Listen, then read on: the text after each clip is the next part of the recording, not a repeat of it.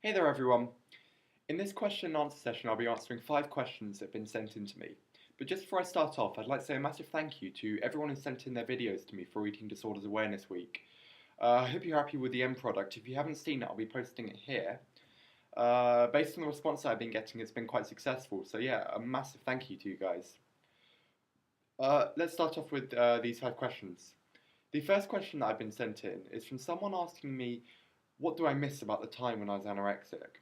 And, well, I mean, the answer is I don't really miss much about being anorexic, but I certainly do miss a lot of things that helped me along the way to my recovery. And the biggest example of that is the friends that I made in the inpatient unit. And the reason behind this is because, you know, when I was in the inpatient unit, we'd all sort of tried to help each other through our treatment. And this included formal meetings like, group therapy that was organised by the inpatient unit, but also like just general informal things whereby if I saw someone who was looking a bit down, I would go and talk to them. And, the same would be done to me if I was feeling a bit down about anything. And the way I felt was if someone could come to me who's, in this same experience that is going through the same experience that I'm going through and being able to relate to me and sort of make me feel better, then, that's more invaluable than any sort of advice that, nurses or doctors can give you. It's coming from the heart of someone who says, look, I know what you're going through and I'm here to help if you need it. So yeah, that, as a general lesson, if you're in an inpatient unit or even in an outpatient unit, going in and out every now and then, if you sort of try to help each other, you'll find that your process of treatment will be so much easier, so much easier. Like it was unbelievable. When I initially went to Rhodes Farm, I was very sort of reclusive, and I'd be there on my laptop, listening to my music on full blast, not talking to anyone. And around that time, I was finding it really, really difficult to go through the process of treatment. But over time, I came out of my shell, and I managed to talk to a few people. And if you've seen my documentary, which if you haven't, I'll be posting it here. I'm still in contact with the 2 boys in it, Declan and Warren, as well as a few of the girls who were in the inpatient unit at that time, because we built a massive bond over this experience, and it's something that very few people have. The next question that someone has asked me is they're currently in an inpatient unit, and they're realizing that a few of the other patients are going against the grain, so to speak, by hiding food or over exercising in secret. And in polar opposite to what I've just been saying, yes, of course, when I was in the inpatient unit, there were a few people who were doing naughty things, and I felt every now and again that, wait, if they're managing to get away with it, why can't I?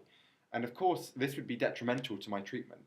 So I always try to speak up about it, whether it be to the person's face directly by saying, look, you've got to stop this, and if you need help, I'm here for you. Or if it would be, if they persist, I would go to the nurses, to the doctors, to the therapists, and just say, look, they're doing this. Can you just grab a hold of them and tell them no?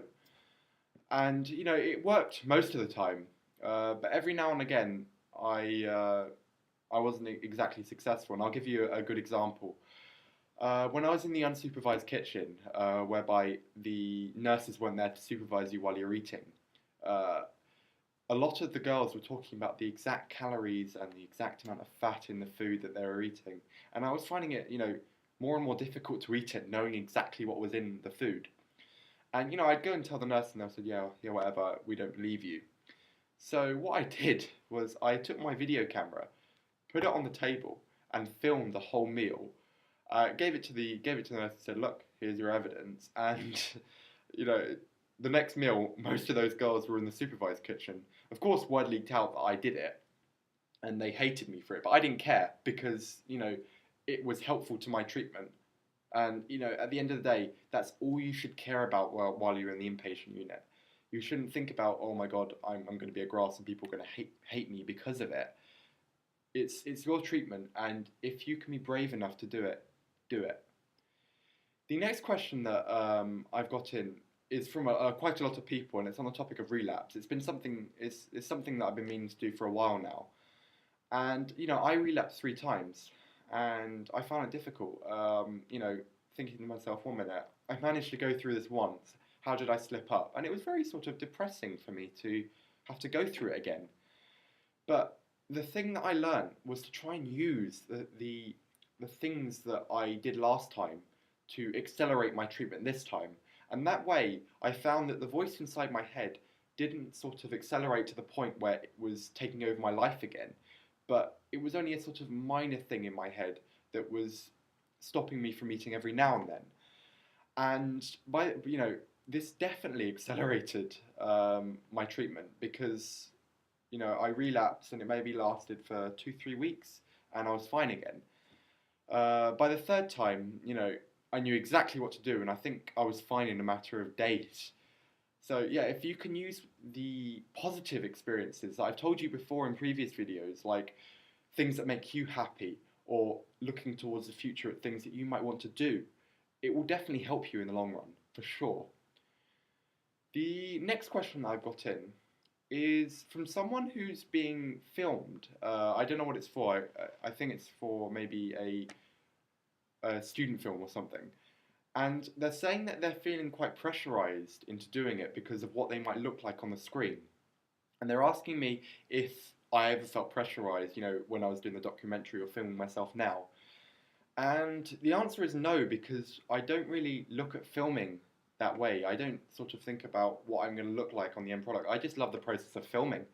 As I said before, I've always wanted to be an actor, and just going through the process of filming is something I just absolutely love doing. I don't know why, but yeah, like if you don't feel as though you're ready to film because of what you might look like on the on the end product, I advise you not to do it really, because I've said this before in previous videos.